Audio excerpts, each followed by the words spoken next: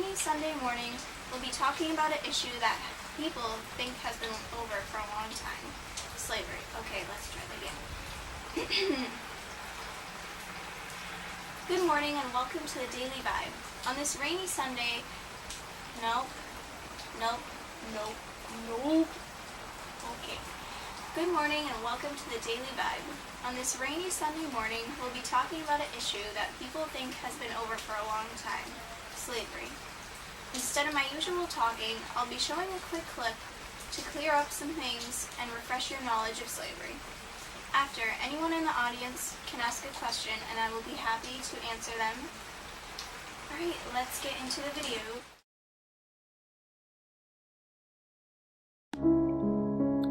Slavery is a system in which one group of people is subject to the power and force of another group. Historical writings and literature tell us that slavery existed even in the ancient world. For example, the ancient Egyptian society depended on slave labor. It was mainly provided by prisoners of war, criminals, and those who could not pay their debts. The poor could sell themselves and their children. Slaves had their heads shaved so they could be easily found and identified. The slave trade to the English settlements in the New World began in 1619. That year, about 20 Africans were sold by a Dutch trader in Jamestown, Virginia. Slavery in the English colonies was, at first, a system of indentured servitude. After working for a master for not more than 21 years, the slave was freed. This system doesn't sound great, but it was far better than what would come. By 1663, both Virginia and Maryland had laws stating that all Negroes and other slaves, and all Negroes to be hereafter imported, shall serve durante vita for the rest of their lives. This was when the problems began. In general, the South's economy relied on cotton, tobacco, sugarcane, and other cash crops.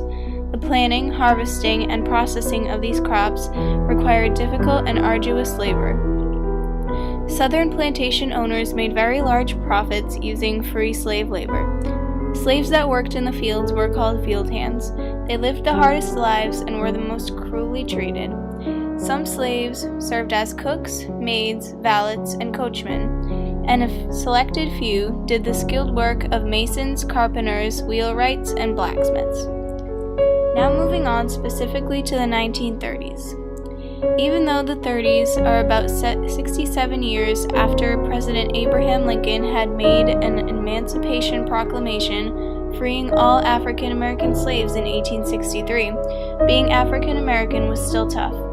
Racial discrimination and prejudice were still very common. Whites and blacks were not at the same level, so to speak, and many whites treated blacks like second-class citizens and were very rude to them.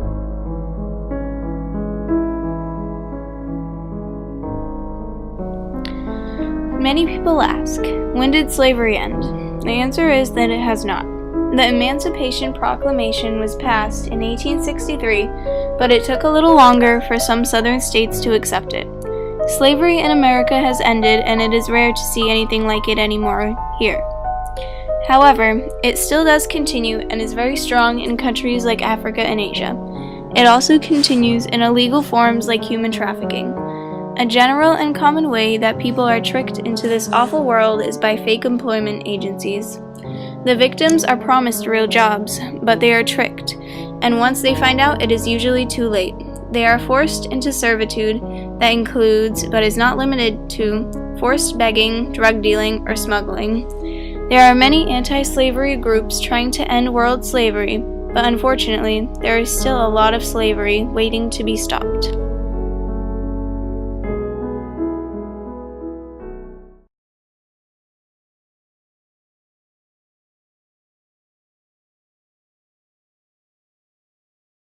Human trafficking affects males and females, boys and girls of all ages. In fact, the average age for girls that are involved in human trafficking is about 13, which is very, very sad and unfortunate.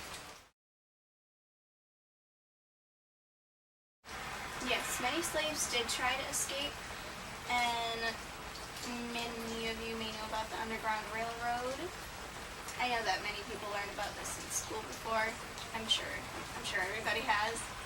But The Underground Railroad was one of the ways that slaves could escape, but unfortunately, many of them were caught. So that usually resulted in very, very awful whippings, and it could cost them their lives. Now we'll be showing another little video clip about slavery abolitionists and what they do. Since slavery still exists, there are still people and organizations trying to stop it. The world's oldest anti-slavery group is Anti-Slavery International, which was founded in 1839. They held their first anti-slavery convention in 1840 and have been trying to raise the public's awareness of slavery and educate them about it ever since. They work wherever slavery is found, but particularly in countries like Africa, South Asia, East Asia, Latin America, Europe, and the Gulf.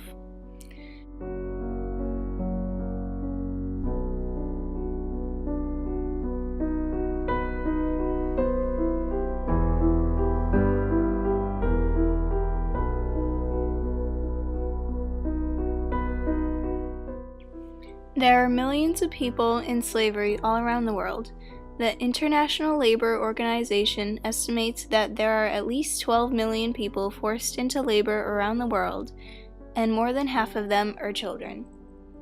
Children who are forced into serving for someone else lose their right to education, rest, and recreation. They will never learn verbs, they will never go to sports practices, and they will be lucky if they live through the harmful work conditions they are placed in and possibly escape. Every day, these kids put their health and even their lives at risk. Some are forced into full-time work, and they are victims of horrible abuse. If you find yourself complaining about your life, think of these kids. They would do anything to have your life. There are many horror stories about trafficking and how awful the torture that victims go through is. The Sinai Desert slavery, kidnapping, and torture trade is known for being the most notorious trade of all.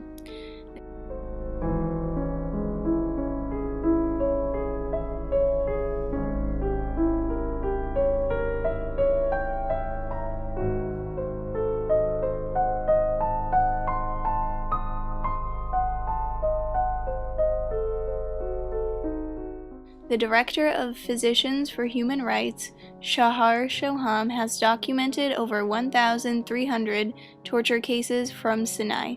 However, most torture cases are not documented because most people do not live through the terrible abuse. Victims say that there are all kinds of abuse, from being hit for several hours with a large bat to being hung upside down from the ceiling. The location of the torture camps is no secret. However, no one is doing anything about them. Anti-Slavery International, among other groups, has made a difference in many young people's lives and freed them from the terrible world of slavery and human trafficking. They've provided them with an education, food, shelter, and hope. However, there are still many people in slavery, and there are still many being enslaved and forced into labor every day.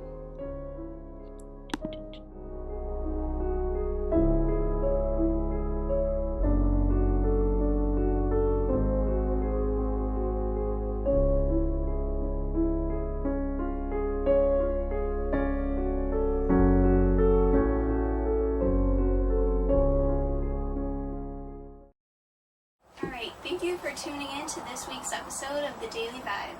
You can join our online discussion and talk more about slavery and human trafficking. And that's all for now. See you next week.